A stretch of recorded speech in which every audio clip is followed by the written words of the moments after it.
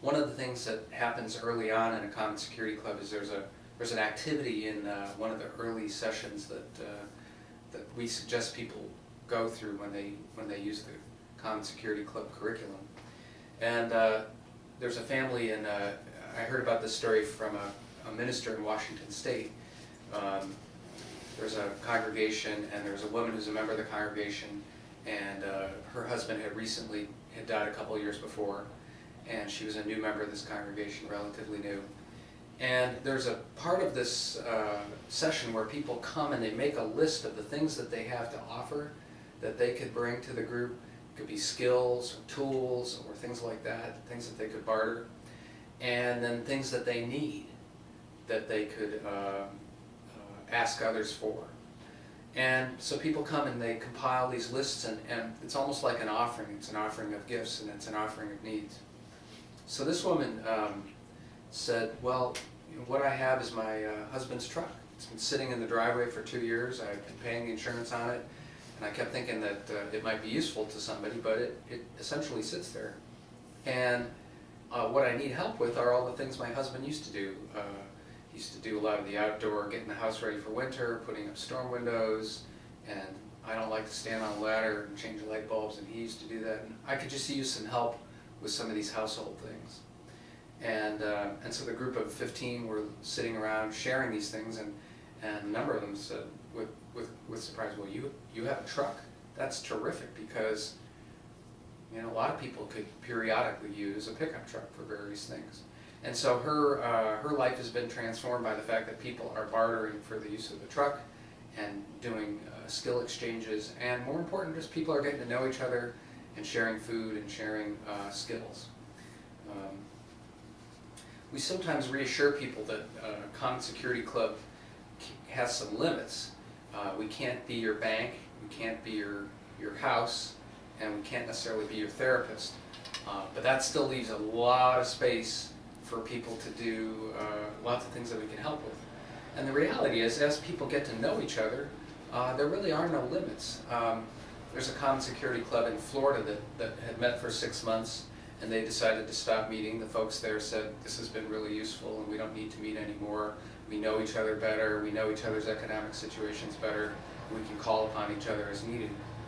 And 6 months after the group stopped meeting, one of the members of the group, a couple, became homeless. They lost their job and they lost their apartment. And another couple in the Common Security Club had an in-law apartment in their house, and they welcomed this other couple to move in with them and live in that apartment rent-free initially, and then, as they got back on their feet, pay some rent. And the minister told me, she said, that would not have happened if we had not gone through this process of building trust and relationships together. And it's working out well.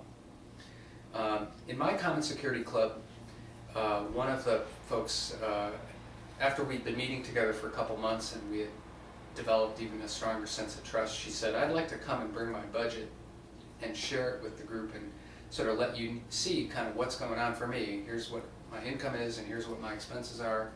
And so she brought 10 pieces of paper and she passed them out, and she said, I'm going to collect them at the end of the meeting. Nobody here is going to leave with my personal budget, but I want you to just see, here's my situation.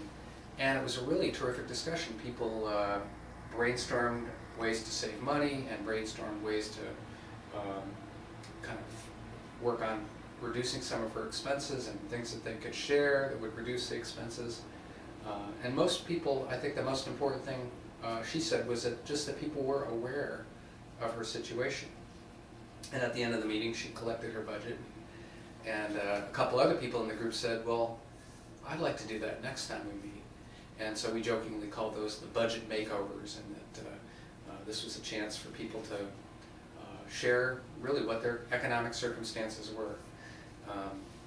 There's a group in Maine of unemployed workers who get together at the local public library, and they were laughing so much that the librarian became concerned, and she came down and asked them, aren't you all the economically unemployed and depressed folks? And they said, well, not really, we're just unemployed or underemployed, but we're having fun talking about it.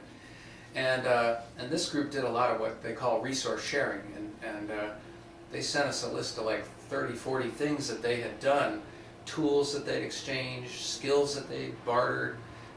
You know, a lot of folks who are unemployed get isolated. And everybody knows the key to kind of finding work is to be networked and to be around other people and to hear about opportunities. And some people had ideas for starting businesses, and this is true in my Common Security Club. People think, you know, I want to try out a business or try out a business idea, and people brainstorm and network together. And that happened with this group in Maine. A lot of Common Security Clubs, when it comes to mutual aid, almost become like little bartering networks, and they share those skills and tools and tips for how to save money. A lot of folks ask, so how do we get going? How do we start? Especially if you don't know many people. And I love this story. There were two women in Greenfield, Massachusetts, who were neighbors, and they wanted to get folks together and talk about their economic situations. And so they actually sat down, the two of them, and they identified 25 people that lived within walking distance of where they lived, who they thought might be interested in coming to a meeting to start a group.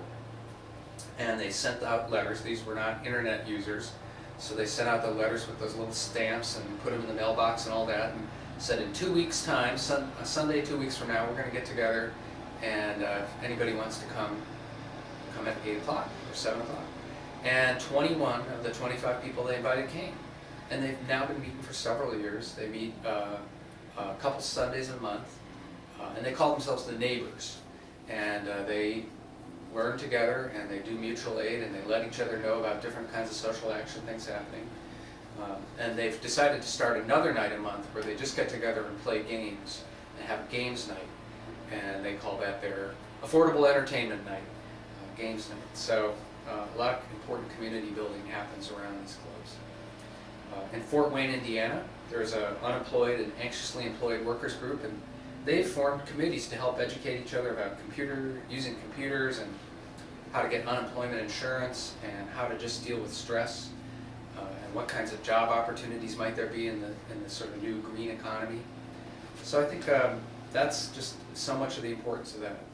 So learning together and mutual aid, and the other area is social action. What are things we can do together that we can't do alone, or even in our small group?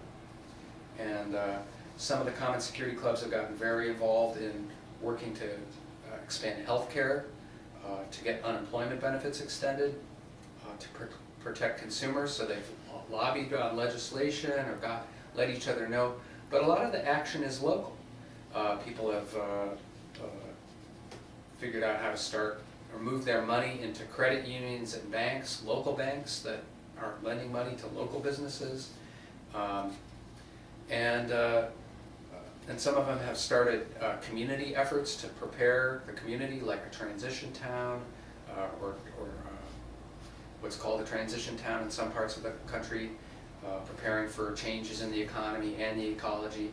So people come up with things that they can do together, including doing community-wide forums, educational forums for the wider community, and meeting with their elected officials and holding them accountable.